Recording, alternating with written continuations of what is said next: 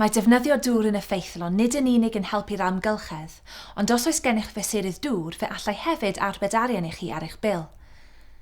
Dyma ychydig o'n cynghorion i ddefnyddio llai o ddŵr. Wrth olchi llestri, peidiwch â defnyddio'r sinc i gyd, defnyddiwch bowlen. Os oes gennych beiriant golchi llestri, ceisiwch osgoi rinsio llestri yn y sinc cyn ei lwytho. A gwnewch yn sicr bob amser bod y peiriant golchi llestri yn llawn cyn eich bod yn ei gynnau. Mae'r un peth yn wir am eich peiriant golchi. Os oes arnoch ond angen golchi nifer fechan o ddillad, ystyriwch ei golchi nhw a'ch dwylo mewn powlen.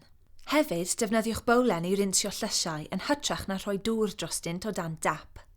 Llenwch y tegell ond gyda chymaint o ddŵr ag y mae arnoch ei angen. Fe wna hyn arbed trydan hefyd. Os bydd arnoch angen prynu teclyn newydd sy'n defnyddio dŵr, edrychwch ar y labeli i weld pa mor effeithlon ydy o am arbed dŵr cyn eich bod yn ei brynu. A gwnewch yn sicr eich bod yn cau'r tapiau yn llwyr ac yn trwsio unrhyw ollyngiadau, fe all tap sy'n diferu wastraffu llond baddon o ddŵr yr wythnos. Cymerwch gawod yn hytrach na mynd i'r baddon, ond byddwch yn ymwybodol y gall cawod pŵer ddefnyddio ddwywaith cymaint o ddŵr a baddon. Fe allech ystyried gosod rheolydd llif ar eich cawod mwyn ei arafu.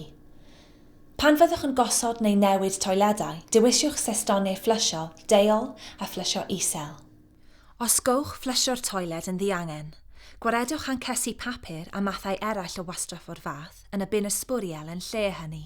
Peidiwch â gadael y tap i lifo tra eich bod yn brwsio'ch dannedd, a bob amser rhowch blwg yn y basen pan ydych yn ymolchi. Defnyddiwch fwced a sbwng i olchi'r car yn hytrach na phibell ddŵr. A pheidiwch â defnyddio pibell ddŵr i lanhau'ch llwybrau neu'ch patios ychwaith. Fe fydd ysgub neu gribyn yn gwneud y gwaith yn llawn cystal.